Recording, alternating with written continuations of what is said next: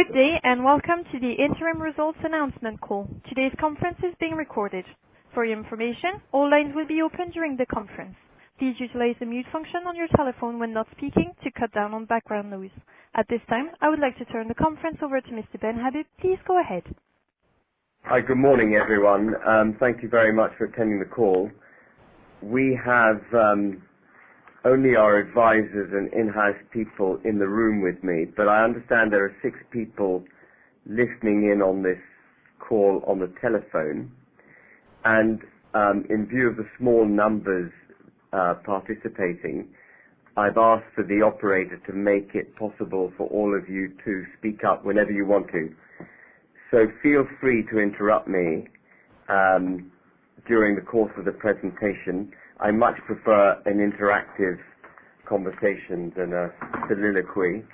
And indeed, if there's anyone on the phone right now who'd like to ask a question or introduce themselves, would they like to say so now?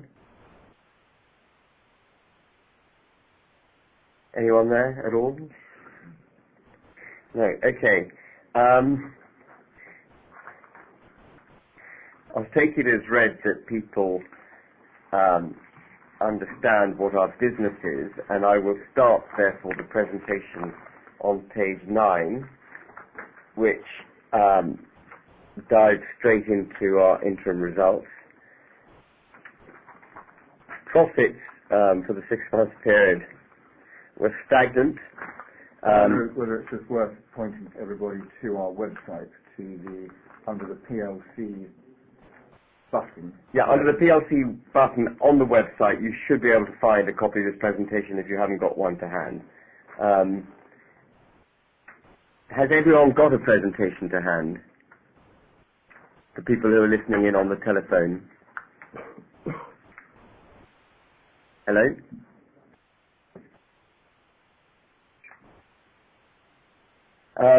Anyway, profits are stagnant. This masks actually a very significant improvement in the underlying performance of the group, because last year profits were flattered by very significant one-off profits, which we haven't had to the same extent this year. Most of the 4.47 million, sort of 95% of it, was on what we would regard as effectively recurring lines of revenue. So that's terrific, because it means we can look forward with confidence to repeating that kind of performance during the second half and indeed into next year. We're very pleased that assets under management are up 43%. This is the last time I'm going to mention USS, but in the run-up to August 2015, for a number of years, people were concerned about what would happen to First Profit Group's AUM post the expiry of the USS mandate. We're now a year on from that expiry, and we have more assets under management than we've ever had. And we've got mandates which at 30th September had not been fully invested, so we would expect that 405 million to be pushing up towards 500 million in the not too distant future. We've had some very favourable foreign exchange wins supporting First Property Group in the last 3 months in particular, last 4 or 5 months in particular, as a result of the euro strengthening against sterling. That has meant that adjusted NAV for the group is up quite significantly, much more significantly than the profits would suggest, compared to the same time last year. And as I mentioned, AUM is up significantly, so the annualized running rate of return in terms of, running rate of fees we make from our asset management mandates is now up to 1.9 million and rising. We'd expect that to be around 2.4, 2.5 million a year on an annualized basis within the next 3 to 4 months. Weighted average unexpired fund management contract term is 6.5 years. That's also very good, because it means we've got clarity of where our income is going to be coming from in the future. And given the strength of our performance during the period, the strength of our balance sheet and what we regard as good prospects, we've increased the dividend by 4% from the last half year to 0.4 pence per share. Page 10 really just recapitulates everything I've been through, so I won't go through page 10 again. Page 11 breaks out for you the split between group properties, both at book value and at market value. And just to remind you that we hold properties in our balance sheet at the lower of cost or value. So we're holding these properties at £144 million, even though they're worth £170 million, which is why our adjusted net asset value is actually higher than our publicised net asset value.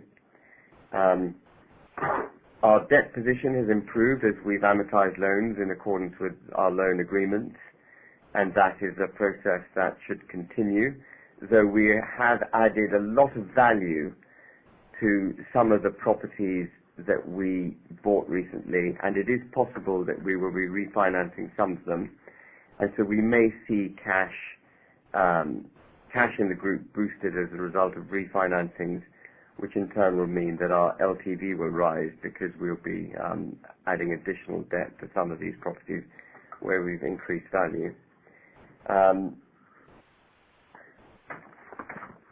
Moving over to page 12 and 13, these are graphs that you should be familiar with based on past presentations, and they continue their upward trajectory about which we are proud, both in terms of NAV and dividend yield increase.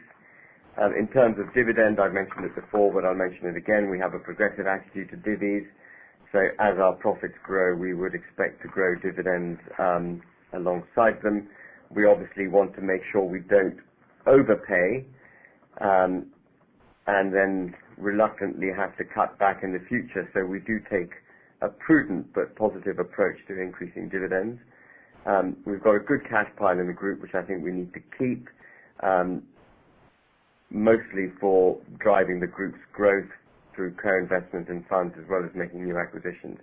But with those parameters in mind, our attitude is to boost dividends as our profits grow. Turning over to page 15, which provides a segmental analysis between group properties and our fund management business, you can see that the profit contribution is slightly artificial in a sense, because you could really look at revenue more to get a feeling for where things are going. But under the accounting rules which we use, the profit contribution from our group properties is about 95% of the group's activities at the moment, and that shows a reduction in contribution from asset management compared to last year.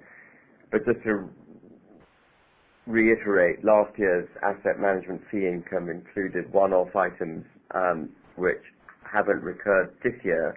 So what you're seeing this year is a much more sort of sustainable figure, and we expect that contribution from asset management to grow going forward.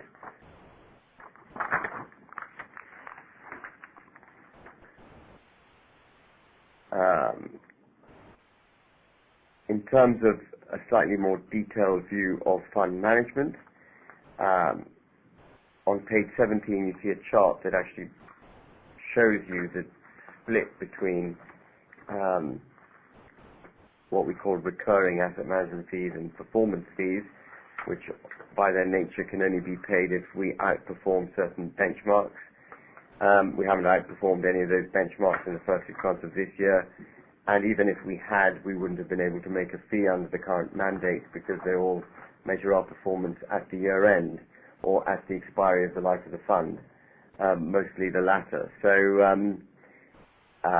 what you see going from September 15 to September 16 is a disappearance of the grey bar, which is the performance fee element, and the orange bar being the entire contribution. And just to mention again, last year we also, in the orange bit of the equation last year, we had 300,000 contribution from USS, which we didn't get again in the first half of this year, but our orange bar is nevertheless very similar in size. Page 18 gives you a split of our business, both from type of client and geography. It's self-evident from the pie chart, so I'm not going to go through it. Group properties is broken out in greater detail on pages 20 and 21. It is worth looking at page 21 in a bit of detail. And please note that our figures are in euros, not sterling. So we, in the period under review, we had about 9.6 million euros worth of net operating income from the properties that we own. Interest payable to the bank on loans supporting those properties was 1.67 million euros, which gave us a net operating income after interest expense of about 8 million euros during the period. And then there was tax and some debt amortization of 3.6 million, leaving a free cash contribution of about 3.3 million euros for the period.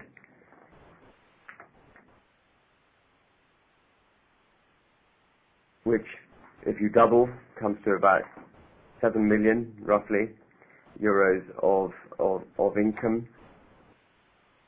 And it's really that euro income that's gone up quite markedly in value, gone up in value since the vote for Brexit.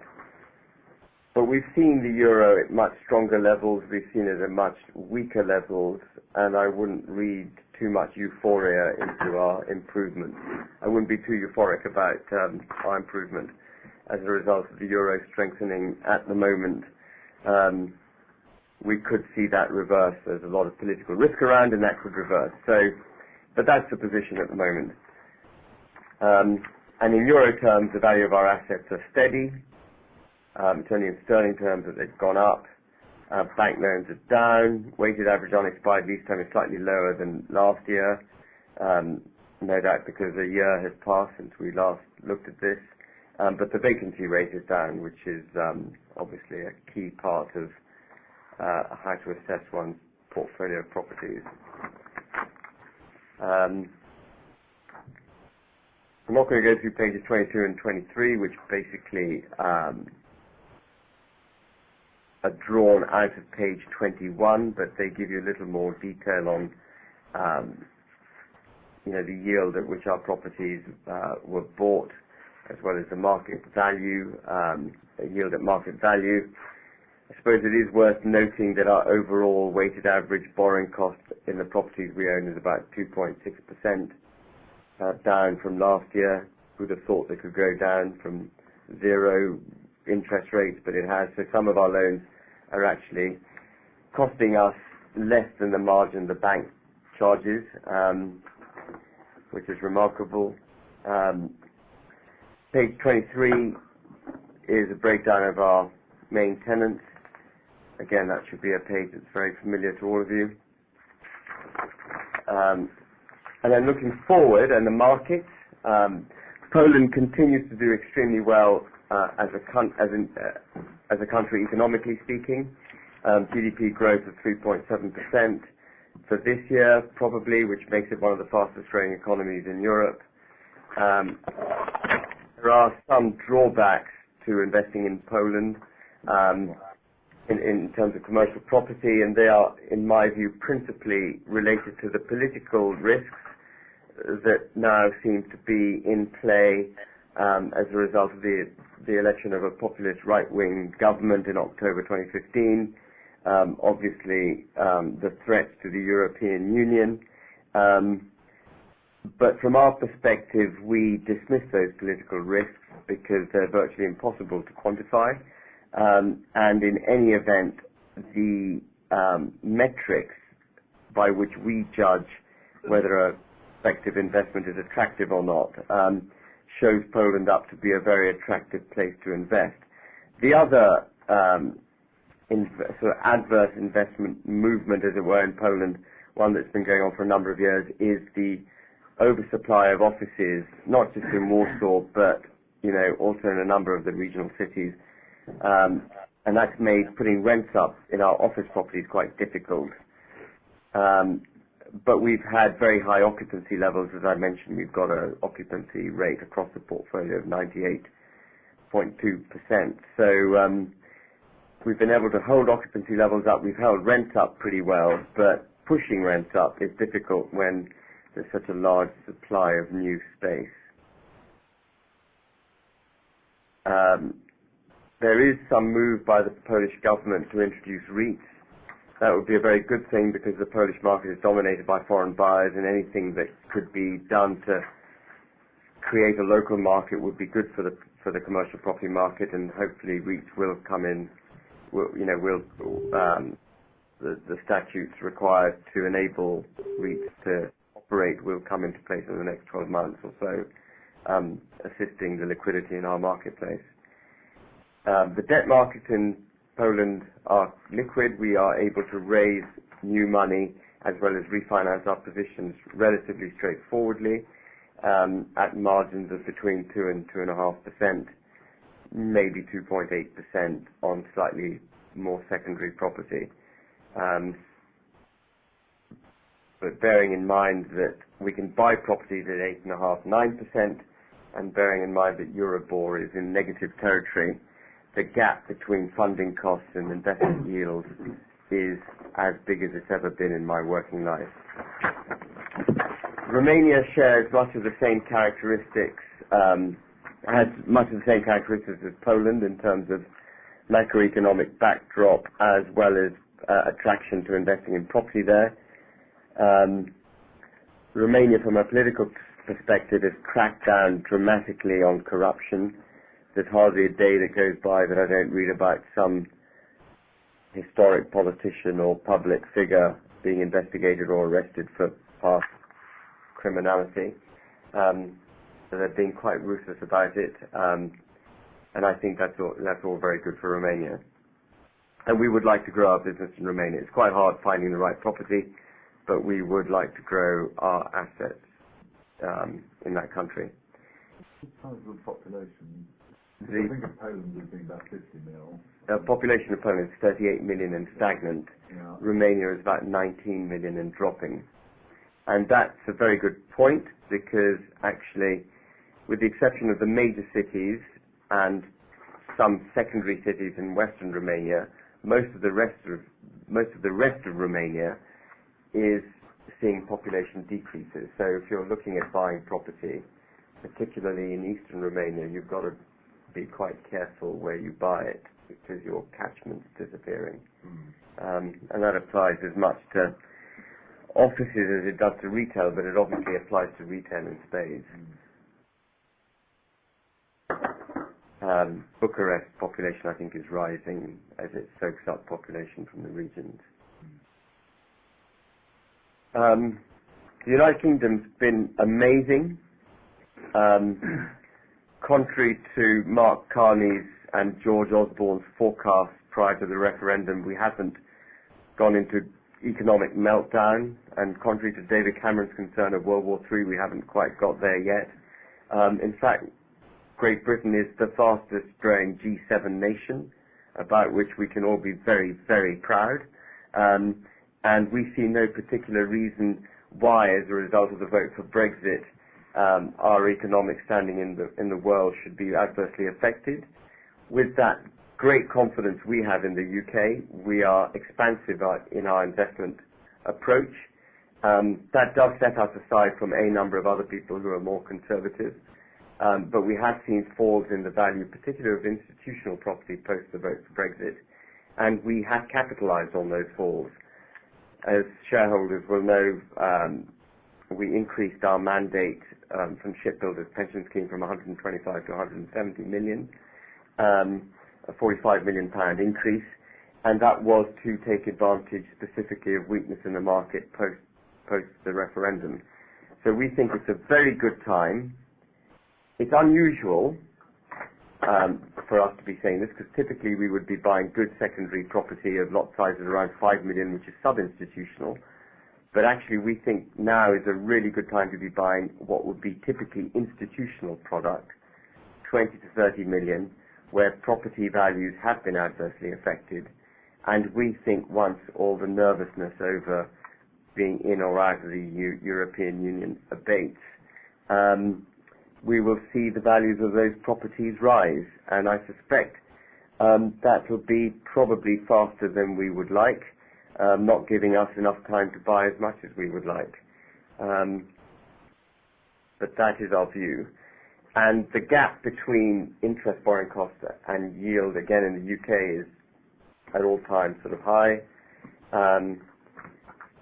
The quantitative easing and cutting the interest rates that the Bank of England instituted in August, with the benefit of hindsight, indeed, actually we knew at the time was entirely unnecessary, but it will go towards buoying asset values. And that's great for First Property Group, so thank you very much, Mr. Carney. We will take advantage of the opportunities you've created for us. Sector-wise, what are you finding most attractive in the UK at the moment? Well, we like to go where other people don't like to tread. Yeah.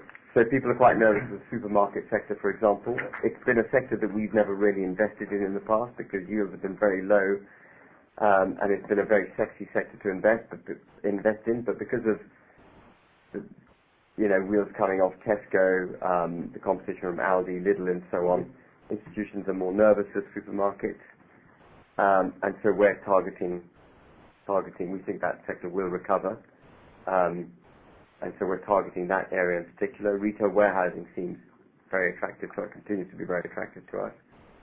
We're buying a retail warehousing scheme at the moment, actually in the south of England, on a very attractive yield, in a car park into which I could not get because it was so busy when I went on a Friday afternoon. And we have to address the parking issue once we buy it. But that's a nice problem to have. And so that's the sort of thing we're looking at: retail warehousing and supermarkets, and good covenants. Not necessarily long-dated leases, because I think if you have confidence in the UK economy as we do, we think we'll be able to renew leases. So we can probably get better deals. Short become an opportunity rather than a risk. Exactly. Things are going your way. If you think things are going your way, yeah. So just looking to the outlook then, finishing up, we've got inbuilt earnings growth from additional fund management commitments which we haven't yet invested, to the tune of about, I think at the half year we were, in the sixth fund we were about 100 million invested.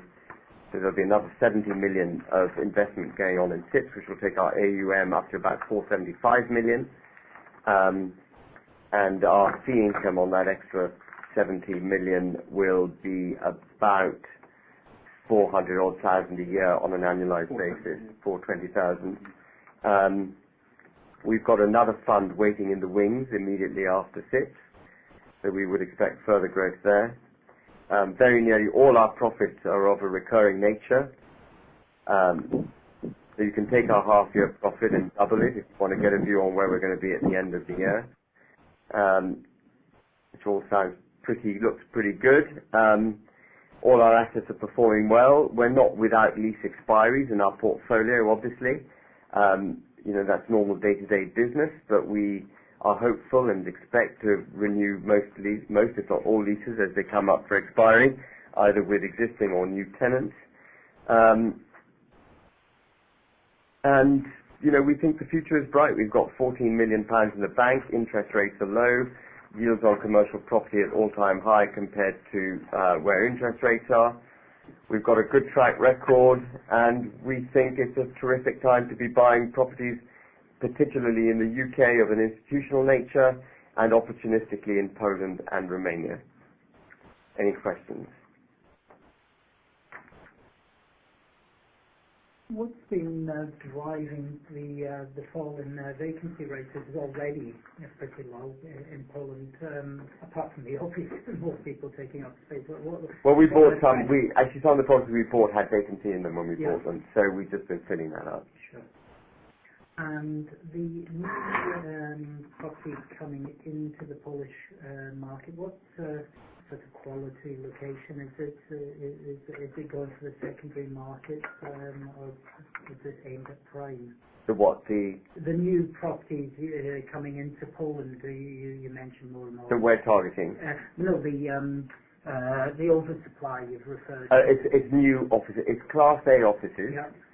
Typically large floor plates. Yeah. And just to put some numbers on it,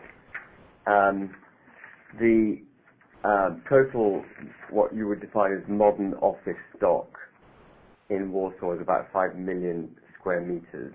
Mm. And there is about 800,000 to 1 million square meters under development at the moment. So there's 20% new supply. Warsaw is growing quite fast, but that is huge supply. Yeah. What we found is that supply is brand new, shining, large floor plate kind of occupiers. Yeah. So it hasn't really dented our properties in Warsaw because we've been targeting small to medium-sized enterprises, government agencies and so on, who are looking for cheaper floor space and typically smaller floor plates.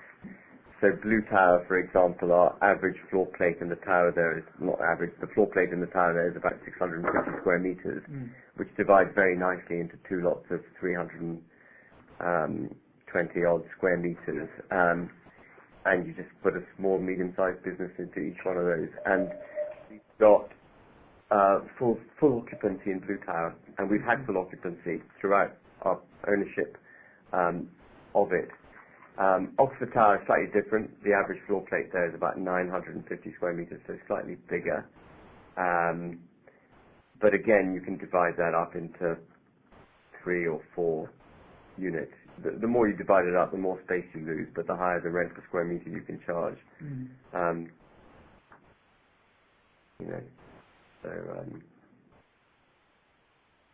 So what we've done in Warsaw is buy prime locations but secondary buildings, and that's been quite a good formula.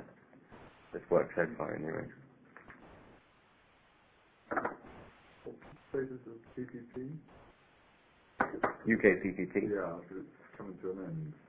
It was coming to an end in February 2017. Yeah. We've extended the life of the fund to February 2022. Yeah, I thought that. And it's fully invested. Still showing 2017. I thought that. Page 31. Yeah. Okay. You spotted the one deliberate typo in the presentation. We want to make sure everyone's actually paying attention. So well done, Chris. That is a typo. Very good.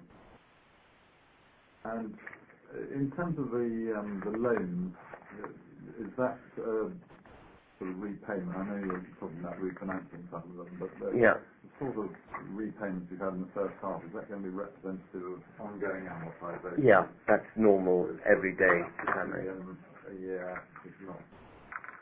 It's 6 million a year net free cash. I think the ammo rate's about a bit lower than that, isn't it? The ammo rate's about 4 million sterling a year, isn't it, George? Yeah, 6 million euros. Yeah, 6 million euros. So you're right. Yeah, 6 million euros. Yeah. It's now more than 4 million sterling. It used to be 4 million sterling. Yeah. Coming back to your cash file, you said you're keen to keep a good level, but I mean, obviously the opportunity cost of not investing that is quite high as well. I just wondering how, you've had sort of more than 10 million for quite a few years now. There's a bit more urgency to invest it and then improve the returns on that. And funny enough, it's actually it's a really important thing to have a bit of a cash pile, not only to be able to make investments when they come up, but to be able to say you can make investments when they come up. And that sounds slightly weird, but the reason I say that is when you go and see a vendor, or indeed if you're seeing shareholders in First Property Group, they all know that you're a solid entity. They know you're a credible entity with which they can deal. And that's very important when you're dealing with a vendor or with a bank. They need to know that you've got the cash and the wherewithal. So I think we will always keep a cash cushion. Yeah. And we're not without leverage in our business. It's all non-recourse. It's all in SPVs. It's all collateralized, cross-collateralized, and so on. But it is helpful for that purpose to have the ability to demonstrate one's strength as well as to use the cash when needed. We throw off a lot of cash each year, and even though we've made a couple of investments since the last period end, our cash, we've made a full year's worth of dividend payments, we've made investments worth 3.5 million euros, and we've still got a cash pile that's been steady over that period, and we've done some capex too. So, we throw off cash, but I think, it's good to have a cash cushion. The other thing, a figure that caught my eye was the property revaluation in the UK at 4 million.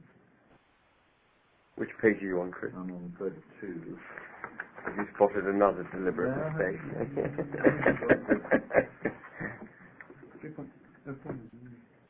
I'm just wondering whether that's specific to either of the funds, the main funds, or specific property, or...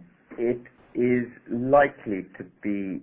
I think some of it's the acquisition costs. Yeah. And was it Birkenhead? No, not Birkenhead.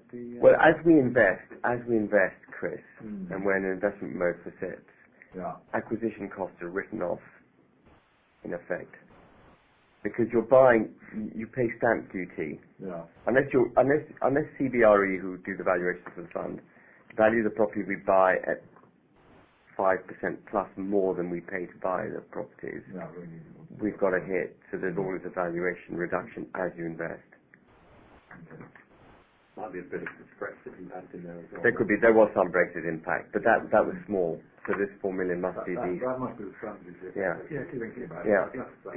And we have had some valuation increases in the SIPs portfolio, which would have mitigated some of that, but not enough to... It's one of the big drawbacks with the property market in this country. It was a drawback that didn't used to be the case, but you've got this big on cost to get into the market, and quite a big cost to get out. So the real answer is to buy property vehicles. Already, there is a value in a vehicle that's already invested, Then you buy legacy issues, of course. Yeah. Okay. You say 5%. Well, 4.5%. 5% there. But 5%, then you have to pay some capital duty on the buying shares? Oh, I see, sorry, yeah. The difference between shares and, So it's quite meaningful. Yeah. And actually then, we've got higher costs in property as well, because you've got to pay lawyers, valuation fees, etc. The yardstick is 6.8% to get into a property. Yeah. Used to be 5.8 when there was 4% stamp duty, and now it's 6.8. That is a lot. So it's 1 year's worth of income on a 7% yielding property. Just gone. Forces you to think all the term, doesn't it? Really? It does, yeah. And it militates against buying no yielding property, which is why we're slightly put off London. Good. Any other questions? Well, thank you very much, everyone. Any questions on the telephone? No one on the telephone got any questions? Jeremy's just pointed out to me that I ought to remind you why it's a good idea to invest in First Property Group. And there are a list of reasons set out on page 7.